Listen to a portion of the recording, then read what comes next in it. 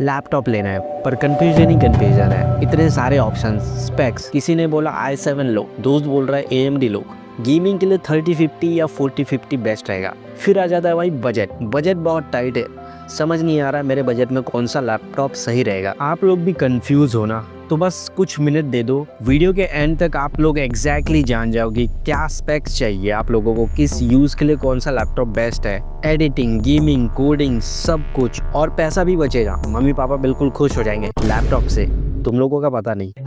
मैं हूँ हर्ष और आप देख रहे हैं Techno Harsh. Anyway, let's begin the video. इस वीडियो में आप लोगों को 4 से 5 चीजें बताऊंगा जो कि एग्जैक्टली एक लैपटॉप बाय करने के पहले आप लोगों को पता होना चाहिए। सबसे पहले चीज जानते हैं, स्टेप 1, यूज केस समझो। देखो, लैपटॉप लेने से पहले अपने यूज केस को समझना जरूरी है, क्योंकि जब तक आपको पता नहीं होगा कि लैपटॉप किस लिए चाहिए, ना आप लोग ना मैं, कोई आपकी हेल्प नहीं कर सकता। तो सबसे पहला काम है, लैपटॉप लेने से पहले अपना यूज केस चूज करो। देखो, थोड़ा समझाता हूँ। अगर स्टूडेंट हो, MS Office, Word, Zoom, basic सी चीजें जो है आप लोगों को लगने वाली, मैं बिना कोडिंग वालों की बोल रहा हूँ, तो ऐसे जो बेसिक टास्क है, इन टास्क के लिए यहाँ पर आप लोगों को ज़्यादा हैवी जाने की ज़रूरत नहीं है। वहीं अगर कोडिंग के लिए, मल्टीटास्किंग के लिए चाहिए लैपटॉप, या फिर मल्टीपल आईडी जिसमें कोडिंग वगैरह करते हो वो स्मूथली रन होने चाहिए, तो ऐसे लैपटॉप के लिए यहाँ पर आप लोगों को एक मिड लेवल का लैपटॉप लगेगा। मिनिमम बता रहा हूँ, मैक्सिमम तो कितना भी जा सकते हो, लेकिन मिनिमम यार इतने में तो हो ही जाता है। वैसे आगे हम लोग स्पेक्स की भी बात करेंगे, i7, i3, i4 जितना भी है, सॉरी i4 नहीं होता है, लेकिन उससे पहले जान लो अपना यूज केस, क्योंकि जब तक वो पता नहीं होगा तब तक कोई काम आपका हो नहीं सकता। क्रिएटर्स के लिए video editing, storage, colour accuracy, display जरूरी है। गेमर्स के लिए dedicated GPU, high refresh rate वगैरह जो आप लोगों को चाहिए होगा। अब एक यूजर जो होगा वो सिर्फ किसी एक चीज के लिए, एक काम के लिए तो नहीं लेगा, वो हो सकता है वो कोडिंग के लिए भी ले,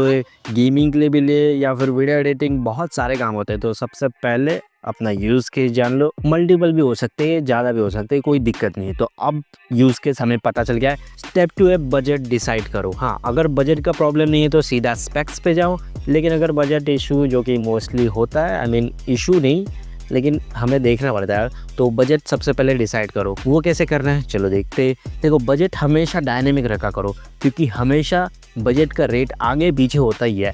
जितना डिसाइड करोगे उससे हमेशा ज़्यादा ही जाता है। रेयरली ऐसा होता है कि हम लोग कम करते हैं। मेरे साथ भी हुआ था, मैंने भाई 70K का बजट बना था, लेकिन वो गया 76 था। तो देखो, एंट्री लेवल के लिए यहाँ पर आप लोगों को 30 से 45 तक यहाँ पर बेसिक स्टूडेंट वर्क वाले जो है वो इतने प्राइस रेंज में आप लोगों को लैपटॉप्स मिल जाएंगे, इजीली मिल जाएंगे, जो कि ऐसे सिंपल से टास्क जो है आसानी से कर सकते हैं। मिड रेंज लैपटॉप जो कि 50 से 80K के करीब होते हैं। कोडिंग, कैजुअल, इंटरमीडिएट गेमिंग आप लोग आराम से इसमें कर सकते हो, एंड ये काफ़ी अच्छी परफॉर्मेंस दे देते हैं। हाई एंड लैपटॉप बजट जो कि 80K से ऊपर वालों को मैं कंसिडर कर रहा हूँ।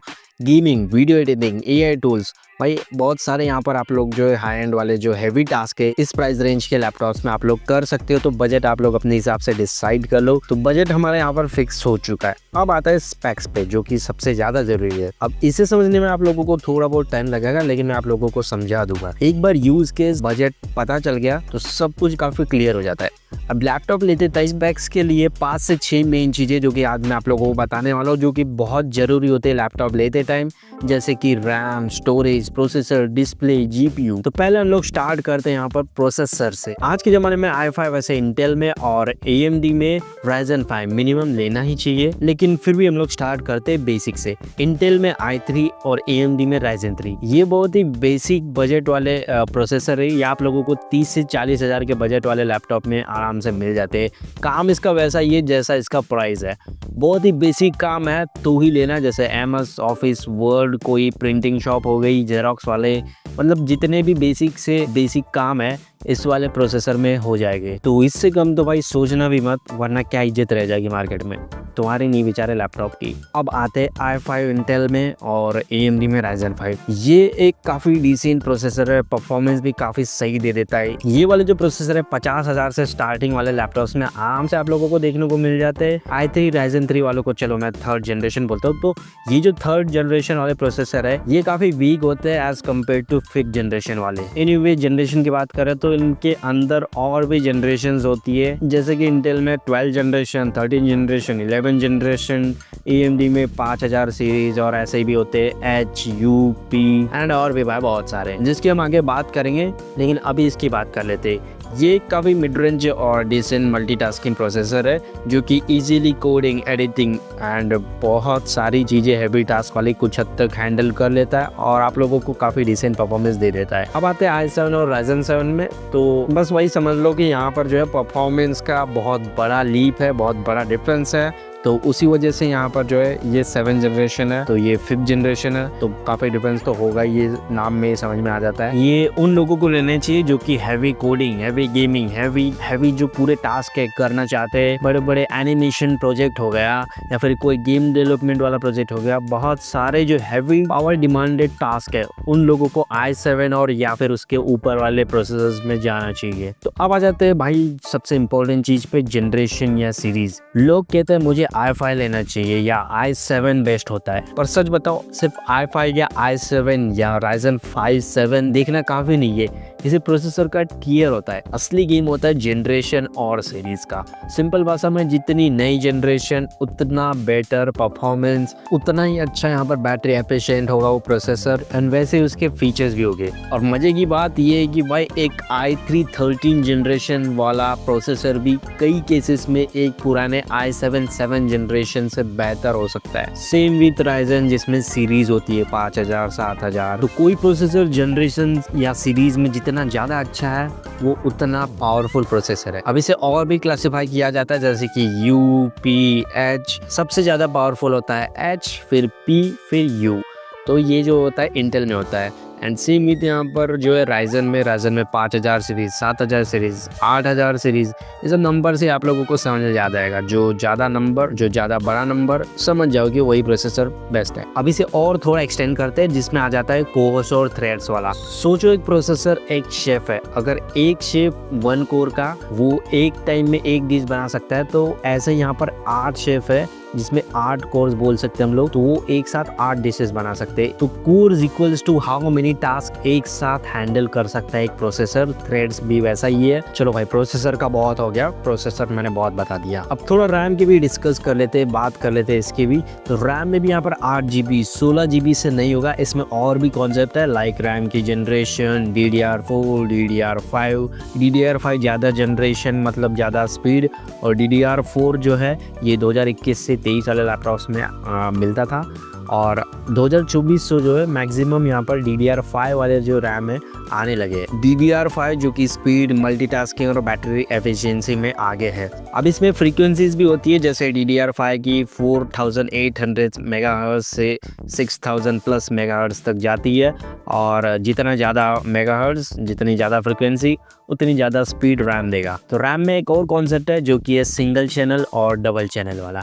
तो फॉर एग्जांपल के लिए ये समझ लो कि आपके लैपटॉप की रैम 16GB रैम है, तो अगर वो सिंगल चैनल है तो उसमें जो है 16GB वाली एक ही रैम लगेगी एक ही स्लॉट में, और डुअल चैनल में यहाँ पर 2 8GB वाली रैम लगेगी। अब पूछोगे बेस्ट कौन सा होता है, तो ऑब्वियसली यहाँ पर डुअल चैनल वाली जो रैम्स होती है, जिसमें टोटल रैम को डिवाइड किया जाता है 2 स्टिक्स में। अब मोस्टली जो यहाँ पर 16GB रैम में रिकमेंड करूंगा, और हर कोई रिकमेंड करता है, क्योंकि आजकल 16GB रैम तो मिनिमम होना ही चाहिए आप लोगों के लैपटॉप में। एनीवे भाई अभी आ जाते हैं हम लोग GPU में।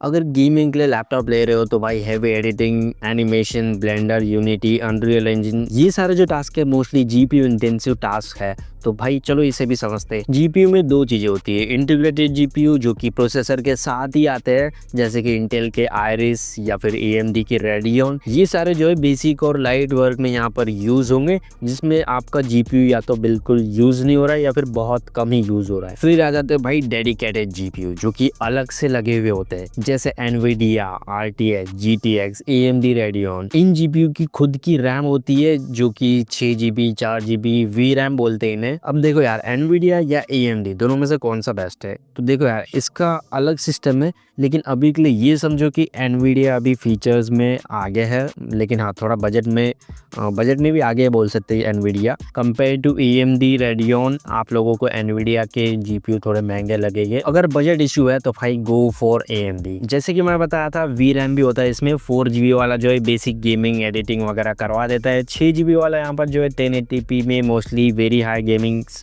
यहाँ पर जो है करवा देता है। प्रोडक्टिविटी में भी भाई इंटरमीडिएट टास्क यहाँ पर करवा देता है। अगर उससे ज़्यादा जाना है तो भाई 8 GB भी जाओ, ये थोड़ा हैवी यूज़र्स के लिए है। इसमें और TGB का कॉन्सेप्ट भी होता है, मतलब कितनी वॉट पावर यहाँ पर GPU यूज़ करेगा रन होने के लिए। तो TGB में जितना ज़्यादा उतना अच्छा यहाँ पर होता है। अब GPU में भी यहाँ पर NVIDIA के 2050, 3050, 4050 होते हैं, जो कि 2, 3, 4 जो है वो जनरेशन है, और 50, 60, 70, 90 ये परफॉर्मेंस दिखाते हैं, जितना ज़्यादा उतना अच्छा है। अब जो लाइट यूज़र है उनको 2050 से काम चला लेना चाहिए, उनका काम चल जाएगा। इसमें मीडियम वाले जो इंटरमीडिएट वाले वो 3050, 4050 लो, वरना फिर भाई हायर सीरीज़ में जाओ, 60, 70 series. Basic video editing, basic gaming, basic GPU intensive task करें तो 3050 लो, वरना उससे थोड़ा और हायर जा सकते हो तो भाई 4050 डेफिनेटली लो यार। 4050 आज के ज़माने में तो मिनिमम होना ही चाहिए। उसमें 6 GB वी रैम आती है। बाकी जैसा कि मैंने बताया 50, 60, 70, 90 सीरीज भी होती है, जिनके तरफ जा सकते हो। अब हमने मेन चीज़ों की तो बात कर ली, जो कि मेनली कंसीडर करना होता है। थोड़ा और भी बात कर लेते हैं, जैसा कि स्टोरेज। तो देखो स्टोरेज में HDD से बढ़िया यहाँ पर SSD होती है, तो हमेशा SSD प्रेफर करो। ऑलवेज गो फॉर SSD, आग बंद करके ले लो। SSD के टाइप भी होते हैं, जैसे कि NVMe हमेशा यहाँ पर प्रेफर करना चाहिए। SSD हमारे transfer speed, data transfer speed को बढ़ाता है, जिससे लैपटॉप की परफॉर्मेंस भी बढ़ जाती है। बाकी डिस्प्ले में यार FHD यहाँ पर 1080p तो मिनिमम होना ही चाहिए। IPS डिस्प्ले पैनल होना चाहिए। गेमर्स के लिए 122 144 हर्ट्ज रिफ्रेश रेट मिनिमम होना चाहिए, और क्रिएटर्स के लिए हायर sRGB यहाँ पर कंसीडर करना है आप लोगों को, और कलर एक्यूरेसी भी ज़रूरी है। बाकी इतना अभी के लिए काफ़ी ज़्यादा कंफ्यूज होने की ज़रूरत नहीं है। अब मैं थोड़ा रिकमेंडेशन बता देता हूँ। वैसे तो मैंने बता दिया है रैम, प्रोसेसर, GPU कैसे चूज़ करना है, कौन सा बेटर होता है, लेकिन एक बार थोड़ा अपनी रिकमेंडेशन भी दे देता हूँ। तो प्रोसेसर की बात करें तो मिनिमम यहाँ पर i5 या Ryzen 5 आप लोगों को लेना ही चाहिए आज के ज़माने में, और कोशिश करो ज़्यादा हायर जनरेशन हो।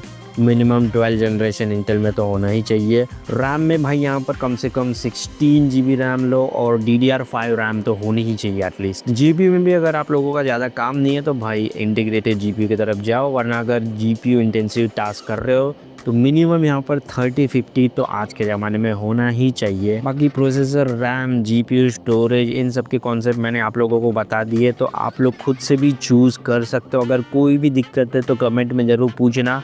आई होप यार तुम लोगों को ये वीडियो पसंद आएगी। बहुत ज़्यादा लंबी होगी, मैंने इतना सोचा नहीं था, सॉरी फॉर दैट। बाकी आज की वीडियो को यहीं पे करते हैं, अभी हम मिलेंगे नेक्स्ट वीडियो में।